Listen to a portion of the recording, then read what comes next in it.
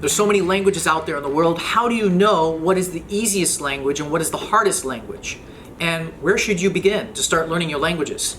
Is it actually true that if you start learning a hard language first, then all of the other languages that are easier come easier and you can learn them faster? Well, in a way, sort of, yes. Well, let me just put out something that is kind of a mind-blowing fact for you right away. Number one, the hardest language in the world, it's the very first foreign language you learn. And the reason for that is because everything's completely different and completely new to you. So it doesn't matter if that language is really close to English or not. It's always going to be your hardest language. So the second language you learn is going to be easier. However, if you start from a language that is structurally more difficult than most languages, and then you learn your second foreign language is easier than that one structurally, then you'll probably pick up that language to fluency much easier than you might have otherwise. So when I take a look at how difficult a language is structurally, the first thing I look at is the sounds of the language. How many sounds and different points of articulation are different than the language or languages that I already speak. And so if I already know 2 or 3 languages, that actually really helps lower the difficulty level for the sounds of that language. For example, if I started to learn a language that had a lot of click sounds, that's going to be really hard for me. A very difficult language to learn how to pronounce and just try to get through normal phrases just because I don't speak any languages that have click sounds in them. So obviously, that's going to be a very big challenge right from the beginning.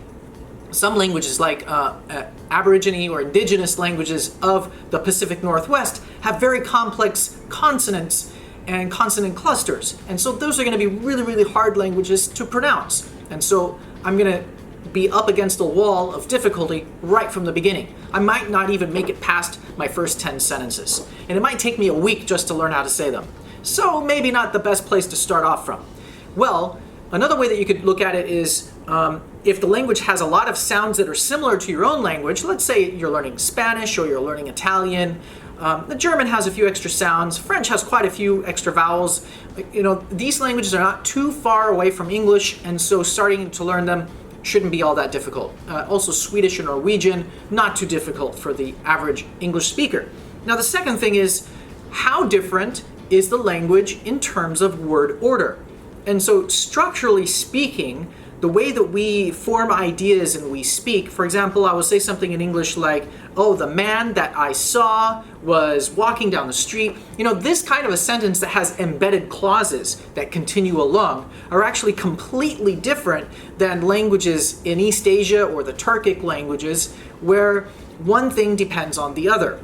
What's very interesting about this is that some languages and people that have migrated to other areas of the world, they actually pick up on these easier structures and adopt them in their own languages. For example, the Mughal people who emigrated from Mongolia, they speak like 13th century Mongolian, and then now they live in Afghanistan.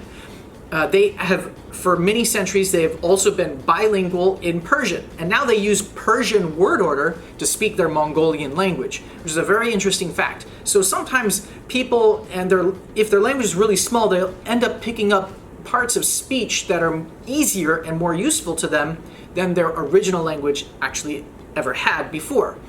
And so coming back to the difficulty level, if your language requires putting whole groups of words in a sentence in a completely different word order, that can be really challenging. So now coming back to our example of the European languages like French and Spanish and German, well, it turns out that German is probably not going to be your friend because they like putting a lot of their word order in completely reverse order than we have in English. So a lot of your verbs go to the end of the sentence, and even in that situation, they come in the exact reverse order. So that could be really challenging, and you're not going to have that in Spanish or French. So in that case, German now appears to be a much more difficult language. But the final key for determining the difficulty of a language would be vocabulary. So if you're starting off with basic vocabulary, like even I, you, he, she, it, we, you, they, are completely different in this other language, or even how they're going to be using pronouns and other basic words in that language, that could become a really big barrier or obstacle to learning that language. So for example, we have like a very long and complicated word in English, like the word constitution. And I can probably bet that that word is pronounced constitution in French. Now, I've never learned that much French vocabulary, but I can probably guess that that word in French is going to be almost the exact same as in English. And it's probably going to be a word that I recognize in Italian and Spanish and Portuguese, maybe some other languages as well. But if I'm learning that word in Chinese, it's going to be 宪法, which sounds completely different than constitution. So how do I learn and even remember that? Well, I had to learn it the hard way, through exposure and use of that word and hearing people say it and hearing the media say it and, just constant overuse of that word until I was able to remember such a different sounding word. So that comes with experience. Now, constitution is not a word that you're going to be learning right at the beginning. It's one of those words that you're going to be adding on to your vocabulary later in your language learning process. So first you want to reach your conversational levels first, and then start adding more and more vocabulary. If you find that a word like constitution is something you need to know, well, if you're learning French or Spanish, that's really great, because a lot of these difficult words in English and difficult concepts, they come from Latin.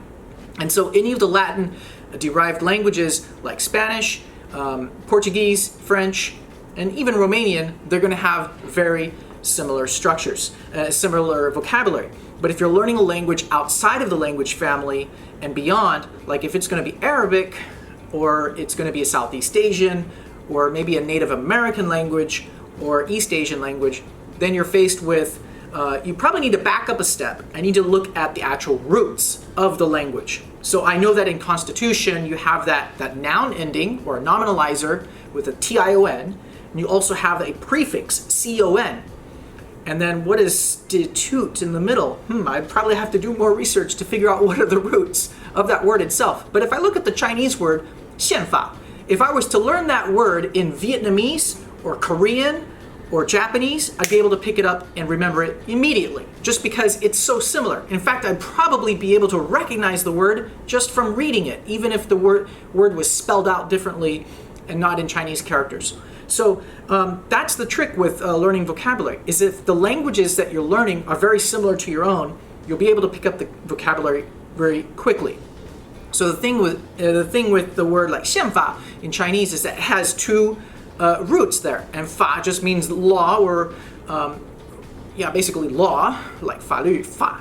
And 宪 just has to do with like the government, so they have like government law. You put that together and it becomes the word, the actual translation for the word constitution. So when you know the individual parts of a word and the roots, the morphemes of those words, then you're able to remember vocabulary at a much faster rate. So if you're learning a language like Japanese or Chinese, and I would say including Korean and Vietnamese in there, learn the roots where they came from in Chinese originally, and you'll be able to expand your vocabulary super fast in those languages.